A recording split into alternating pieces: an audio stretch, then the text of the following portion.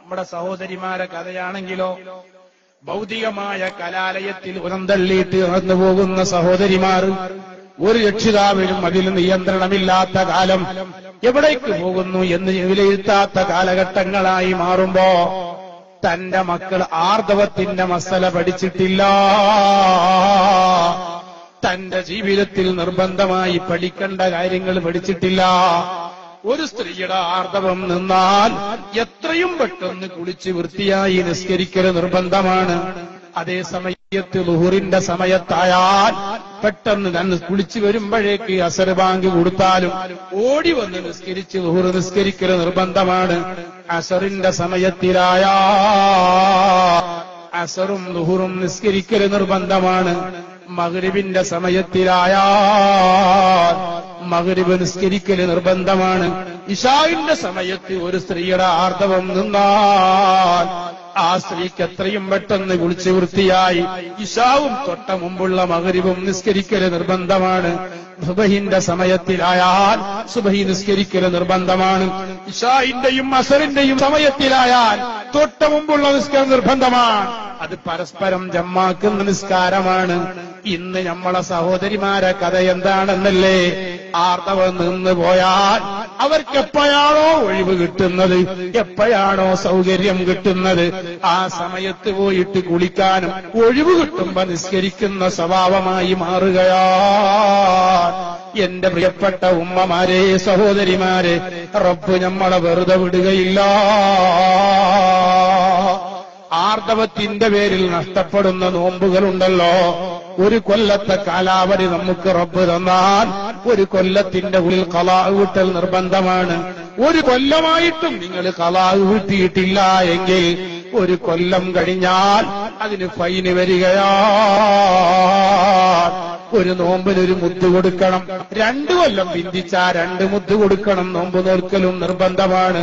ഇങ്ങനെ വിവരക്കേടിന്റെ പേരിൽ, ശ്രദ്ധിക്കാത്തതിന്റെ പേരിൽ കടക്കാരായി കബറിൽ കിടക്കേണ്ട ഗതികേട് വരുന്നില്ലേ? പ്രിയപ്പെട്ട ഉമ്മ, 15ാമത്തെ വയസ്സിൽ ആർദവത്തിന്റെ പേരിൽ 7 നോമ്പ് നഷ്ടപ്പെട്ടു പോയാൽ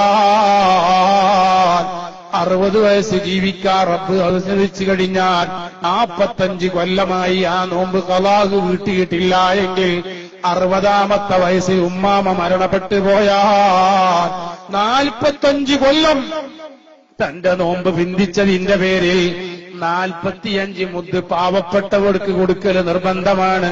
തന്റെ ഉമ്മയുടെ കാതിൽ ചിറ്റുണ്ടായാൽ, കഴുത്തിൽ മലയുണ്ടായാൽ, പണം ഉണ്ടായാൽ, ലാൻഡുകളും സ്വത്തുകളും ഉണ്ടായാൽ അനന്തരാവകാശികൾക്ക് ഓഹരി ചെയ്യാൻ അത് റബ്ബ് അനുവദിക്കുന്നില്ല.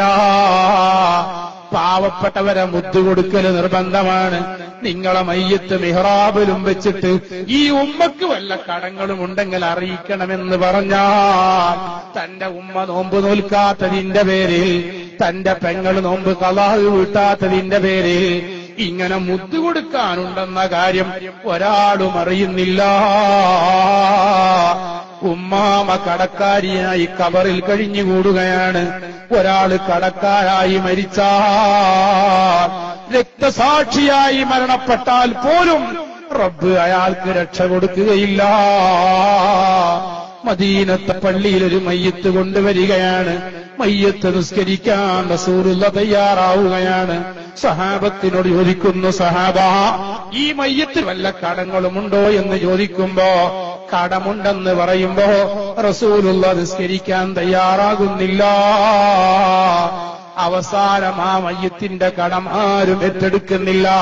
റസൂലുള്ള മയ്യത്ത് നിസ്കരിക്കാതെ പിന്തിരിയുകയാണ്. അവസാനം ആ കടത്തിന് പരിഹാരം കാണുമ്പോ റസൂലുള്ള വന്ന് ഇമാമായി നിസ്കരിക്കുകയാണ്.